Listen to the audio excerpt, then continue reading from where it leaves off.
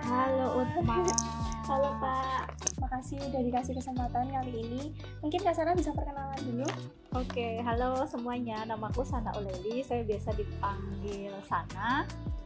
Sehari-hariku beraktivitas di Solidaritas Perempuan Kinasi, dan aku yang bertugas untuk membantu semua teman-teman di sini sebagai Ketua Badan Eksekutif Komunitas Solidaritas Perempuan Kinasi Yogyakarta.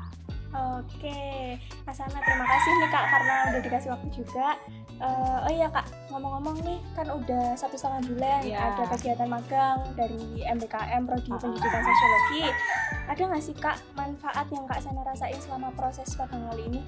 Banyak banget, nggak terasa ya, udah 1,5 bulan Utma di sini terus berproses bersama kita dengan beragam banyak teman, latar belakang dan lain-lainnya.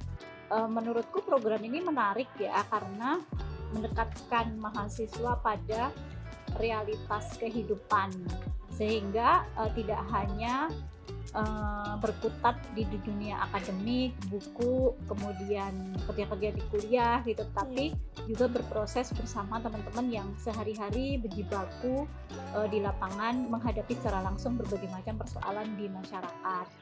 Nah, menurutku ini kesempatan yang luar biasa. Kemudian juga tidak semua kampus mempunyai sistem seperti ini yang melibatkan mahasiswa secara langsung di komunitas di desa selama beberapa bulan, sehingga mahasiswa ini matang secara teori tetapi juga matang secara praktek. Walaupun kalau untuk SP Kinase memang kami menyediakan syarat khusus untuk magang itu minimal 3 bulan, sehingga yang didapat juga semakin banyak. Kemudian yang dipelajari juga tidak setengah-setengah atau hanya separuh-separuh. Jadi harapannya di proses belajar bersama di SP Kinase itu bisa mendapatkan bacaan itu secara utuh, pengalaman secara lengkap. Wah, oke. Bagus banget nih Kak, pemaparannya lengkap banget gitu ya. Nah, pasti selama kegiatan 1,5 bulan ini ada kan ya Kak hambatan-hambatan. Menurut Kakak, hambatan apa sih yang paling dirasain? Kalau hambatan tuh mungkin lebih tepatnya bukan hambatan ya, tapi tantangan ya.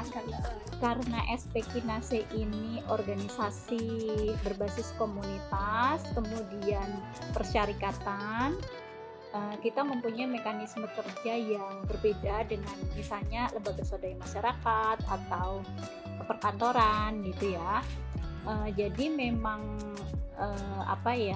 tantangannya tentu saja akan berbeda karena memang organisasi SP Kinase kan mengusung isu-isu yang berkaitan dengan feminisme.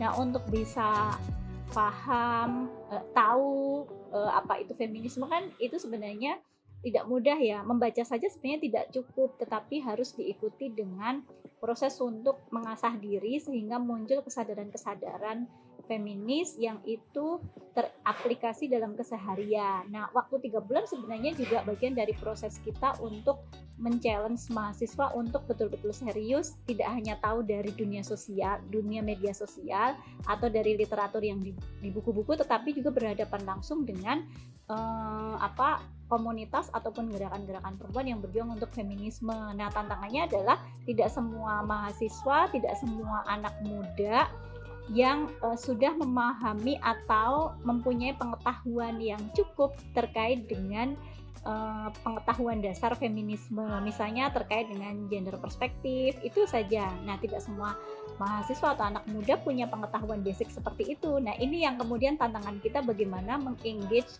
anak-anak muda dalam waktu yang cukup cepat, dia bisa mengetahui tetapi sekaligus juga bisa mempunyai kesadaran baru. Oh, ternyata yang namanya keberagaman gender, kemudian keberagaman seksualitas dan sebagainya itu bagian dari kedaulatan seksualitas perempuan, dan itu juga bagian dari bagaimana menerjemahkan isu-isu feminisme dalam keseharian. Itu hanya 2 atau 1 elemen saja gitu.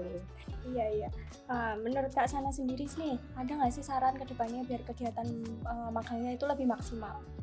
Ya, sarannya sih sebenarnya memang waktu itu harus betul-betul maksimal. 3 bulan itu harus digunakan dengan baik. Kemudian supaya juga lebih efektif, memang idealnya juga dari pihak kampus misalnya itu punya guidance atau misalnya tahapan-tahapan untuk mengkomunikasikan dengan si pihak yang ditempati magang, sehingga nanti ketika proses di akhir itu ada proses monitoring yang sebenarnya sudah dilalui, sehingga nanti di prosesnya itu tinggal refleksi gitu. Jadi masukannya sih supaya ada mekanisme monitoring yang rutin dilakukan kayak gitu, sehingga kita juga bisa mengetahui apa ekspektasi dari kampus, kemudian dari si anak mahasiswa, dan kami sendiri dari lembaga yang menjadi tempat magang para mahasiswa. Oke, makasih banget nih Kak Sana atas waktunya. Nah, terima kasih.